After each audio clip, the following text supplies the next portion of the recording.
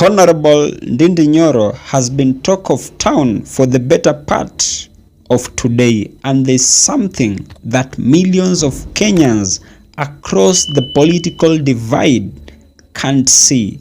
Because from where I sit, I honestly see a string of possibilities that this could be a well-coordinated strategy by President William Samoei Ruto with the sole purpose of popularizing Ndindi Nyoro, and with the sinister motive of after he is popularized, then he will automatically neutralize on Rigath's influence in the Mount Kenya region. Simply because if we are just to be logic enough, what does it benefit a person like Honorable Junet Mohammed and Kimani Ichungwa by attacking Honorable Ndindi Nyoro?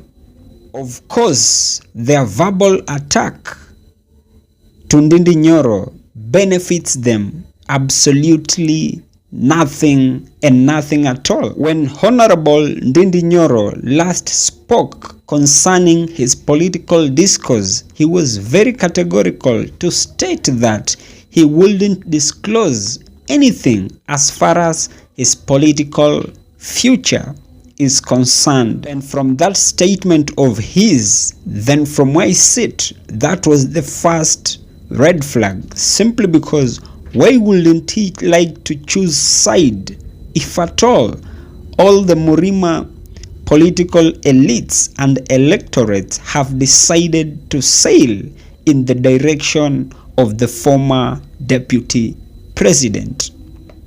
Another red flag as to why I've always had some trust deficit on Honorable Ndindi Nyoro during Rigath's impeachment, simply because during the impeachment of the former deputy president, Ndindi Nyoro saw it fit in his own wisdom to vote in absentia for the removal of the former deputy president. And from where I sit, I'm always of the idea that being a man, you must always stand for something. But contrary to Ndindi's character, he seems to be a man to whom keeps on blowing both hot and cold.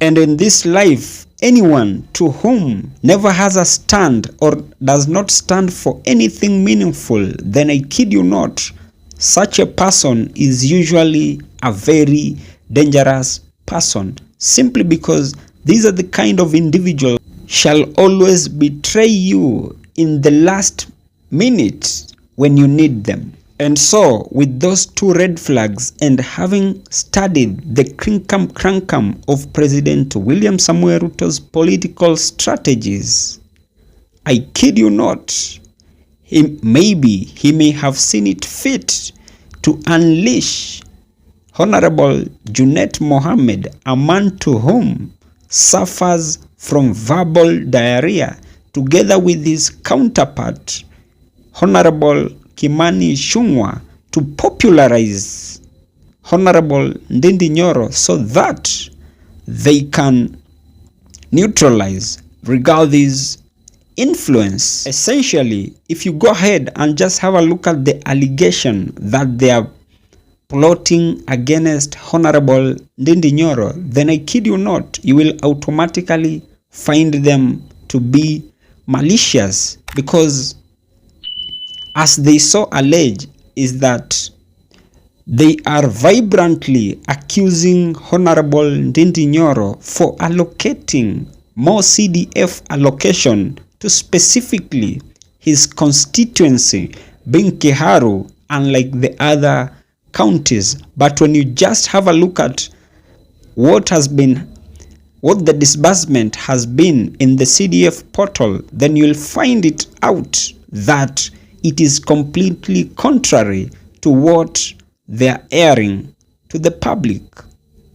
Because I've personally had a look at the CDF allocations, and I can tell you without any fear of contradiction that there are some counties that in fact, got more funds than what Kiharu constituency at some point got. And so from where I sit, this is a divide and rule strategy with the sole purpose of dividing the entire mountain, purposely to leave it completely disgruntled. And my question remains, shall the Mount Kenya electorates buy to Kimani Ichungwa and Junet Mohammed and President William Samoei Ruto's divide and rule tactic so that they cannot be united and rally behind their self-made kingpin, being the former deputy president Rigathi Gachagua? And if at all Kimani Ichungwa's allegation could be substantive, then could this be again a well-calculated strategy by President William Samoei Ruto with the sole purpose of diminishing any leader from the Mount Kenya region to whom has the potential of being a threat in 2032 as he will be getting out of power? But from where I sit, that has just been my opinion. If by any chance you do have a contrary opinion to mine, you can as well.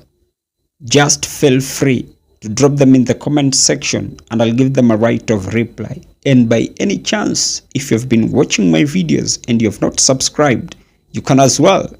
Just consider hitting on the subscribe button.